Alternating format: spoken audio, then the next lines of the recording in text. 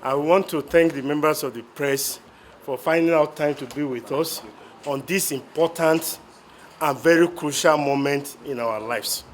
This morning, the Conscience Group, which is made up of all Kogais living in Abuja and far away in other countries of the world, have gathered here for us to make our intentions known as regards what Kogi State forthcoming election will look like. As a matter of fact, we are not going to pay a lip service, not to find out the fact that we are very important stakeholders in Kogi State. And with regard to our importance, there is no need for us to sit aloof because of one thing or the other, not to make our minds known to the whole world. This morning we are all gathered here for us to tell the world what we are here for.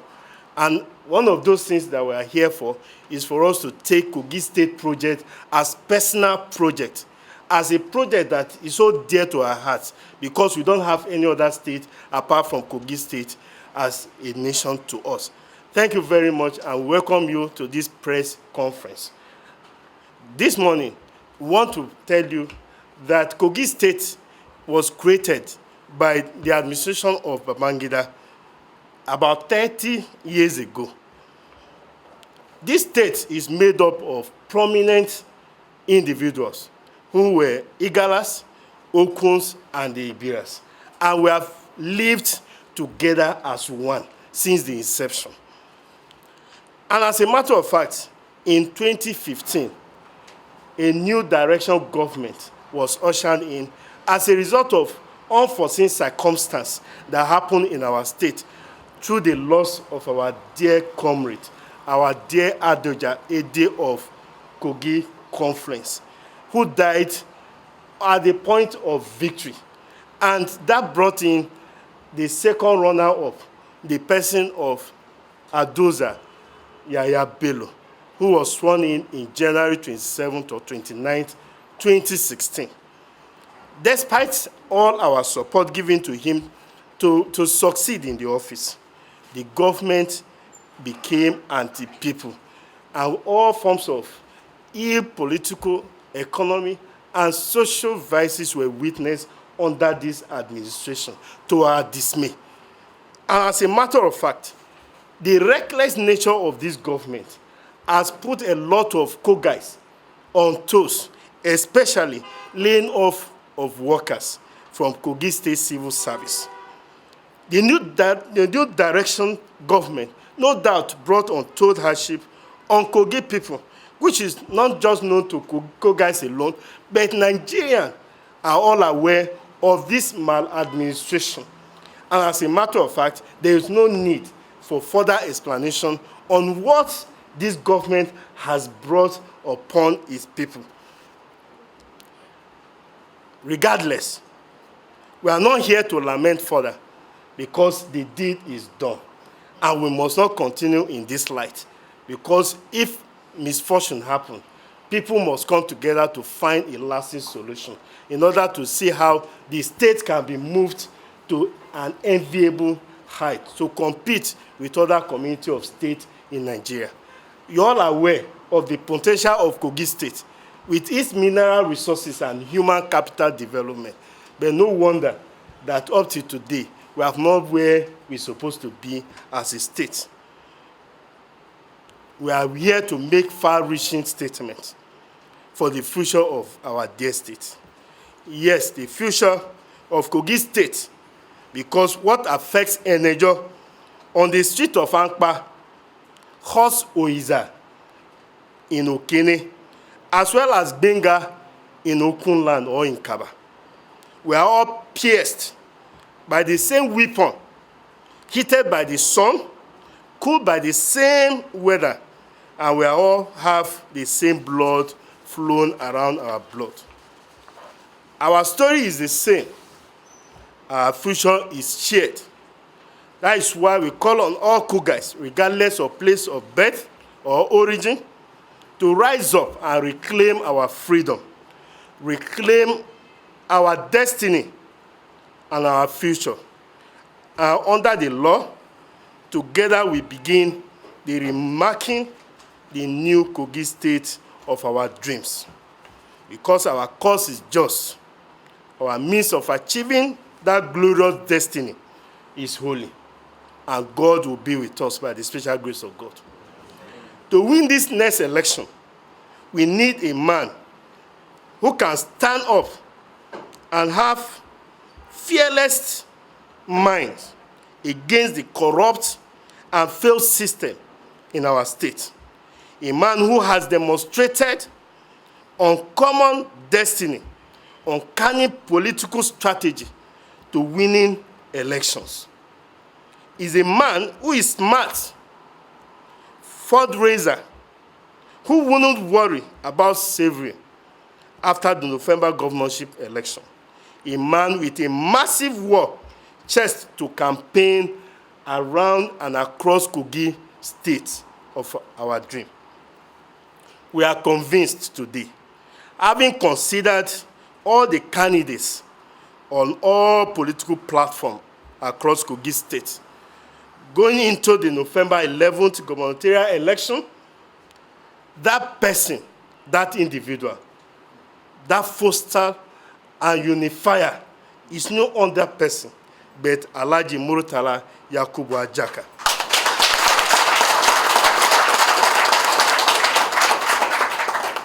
Having developed many parts of Kogi state in his private capacity, provided succor to many displaced people by flood in 2022, expended personal resources to ensure the elections of many state and federal legislators in Kogi state, ensured the victory of Bola Ahmed Tinubu in Kogi state.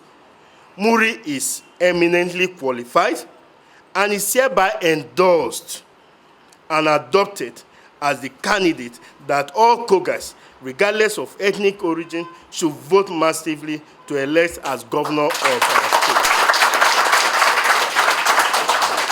It's also important to make this known that all the Igala sons and daughters have met at every forum to discuss this important issue. We have laid our voice, and today we're all going to stand up from our bedrooms, from our comfort zone, to make sure that this particular decision is upheld, and by the special grace of God, Murtala Ajaka will be the next governor of Kogi State. Panachi Jacob, and I'm the Secretary, National Working Committee, Igala Conscience. The issue is this. We are talking about what has happened in the past. We are already moving forward already.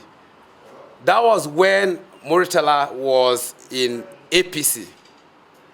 But for now, we are moving forward with a political party known as SDP. However you look at it, every legal and administrative process is needed to ensure that it is done, is already done.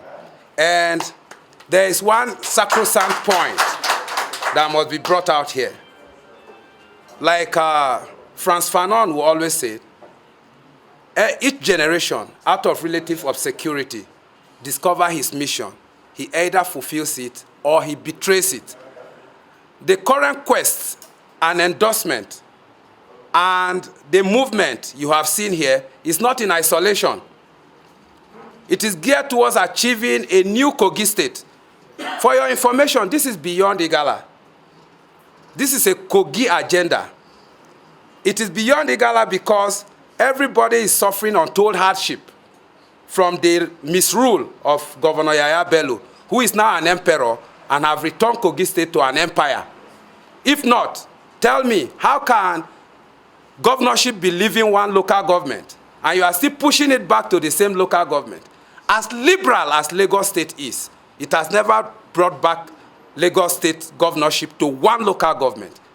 And there are visible examples of people that try to hold the people tight with an iron fist. Of course, it will bend and break. You are all aware of what Rochas tried to do with his in-law, who is not even from the same local government with him. You are aware of Lamido's case, which is not even the same local government with him. He wanted to foist his wife on the people, but of course, Governor Yaya Bello for the first time, have touched the tail of the tiger. And he has agitated the people of Kogi State, not Igala alone. I am sure, and I will assure you, that quite a reasonable number of Igbira people are not going to be comfortable with what Yaya Bello is doing. I'm sure that a lot of Okun people are not going to be comfortable with what Yaya Bello is doing. And for your information, we are in strategic alliance with a lot of other groups. The Igala People's Movement had their own endorsement. It's in line with what we are doing here. Igala Youth Council had their own endorsement. It's in line with what we are doing here. But the most important thing is not all this endorsement, but the journey ahead of us. The journey to redeem the people of Kogi from the shackles of oppression and the manacles of frustration. We have critically gone through what is needed to take power back. Governor Yaya Bello, I think, have made a mistake by turning himself to an emperor and turning Kogi to an empire. Democracy can be defined as a government of the people, by the people, and for the people. People in this context is the numerical strength of the people that should choose. Now, rotation is a question of an agreement. Can you give me a tenable agreement that has been in Kogi State that power must rotate? No. There is none. If there is,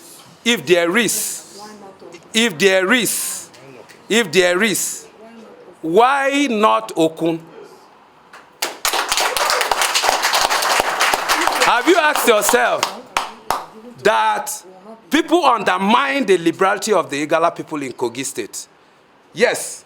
Why is it not undermined? In Benue State, until you have stepped up from SSG, Speaker, the rest is what every other tribe in that state gets. I'm giving you a comparative analysis. What we have here is a place that we are willing that power should rotate, but justiciably.